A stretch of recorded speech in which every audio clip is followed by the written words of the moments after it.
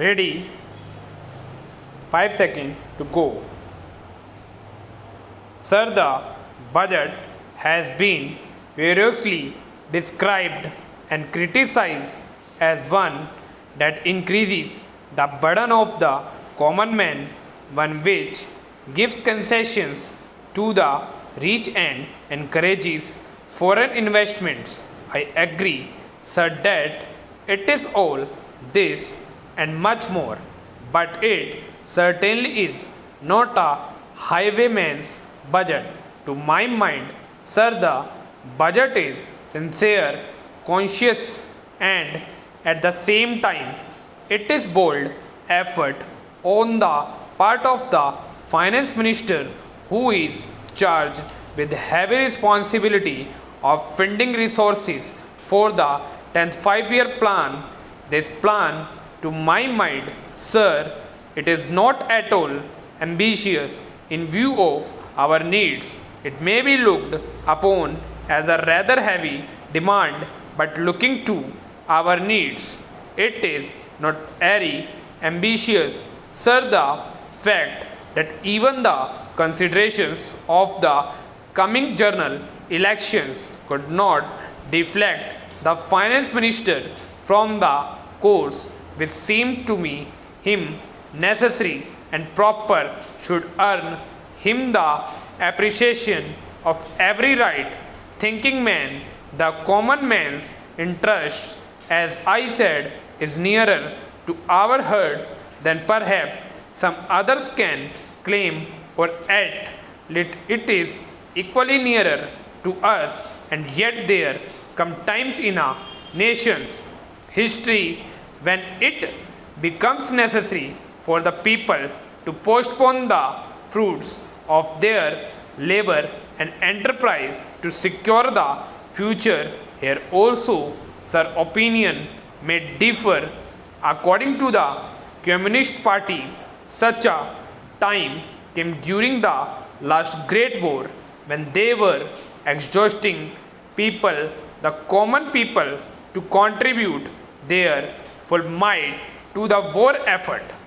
According to us, however, sir, we are passing through such a time at a present moment, and I have no doubt that the common people appreciate this position and will willingly tighten their belts, contribute their full might, and will surely return the Congress to power.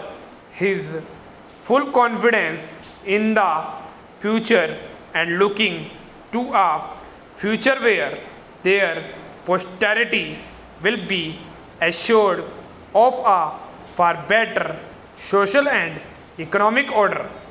Who, sir, does not sympathize with the difficulties of the common man? As a matter of fact, most of us come from that class, and I am sure that the finance minister would have liked to do away with some of the levies. None would have been happier if he could have done without these new levies, but there are, sir, certain very imperative limitations. We are passing through a critical period. Pehra, sir, it may not be necessary to continue these levies for a long time. Rather, I am inclined to think that before long it may be possible to give up some of them. At least I have very valid reasons to think so. Our public undertakings are coming to their own, and some of the our important irrigation and power projects have just been completed. Some others are nearing completion, and in due course, I think in the very near future, they must yield returns. This will go a long way to lighten the burden of the common man. Para, we might, sir, also resort to some other ways. I suggest that we might take to public trading in some specific items of export and import. That would also certainly go a long way and help us.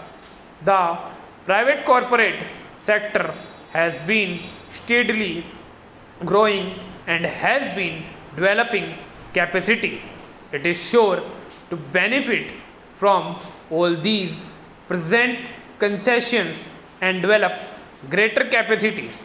This sector must come forward to meet new demand for taxation in the future. I agree that so far as indirect taxation is concerned, it has reached the saturation point, but the corporate sector, growing as it is in strength, in vitality, and in capacity, will not, I am sure, shirk its responsibility to contribute to the common fund. I wish, sir, committee which had been appointed to go into where the additional national income had gone had entered upon its labors a bit earlier and had made it findings available to us. I do not want to state its finding, but I have a feeling that the committee, when it concludes its labors, will come to the conclusion that a major portion of this additional national income has gone into the pockets of a comparatively small number of men, small number of individuals, and it is they who must in future contribute their share to the country's taxation needs, because the profits they have earned are not all due to their own efforts and enterprise only.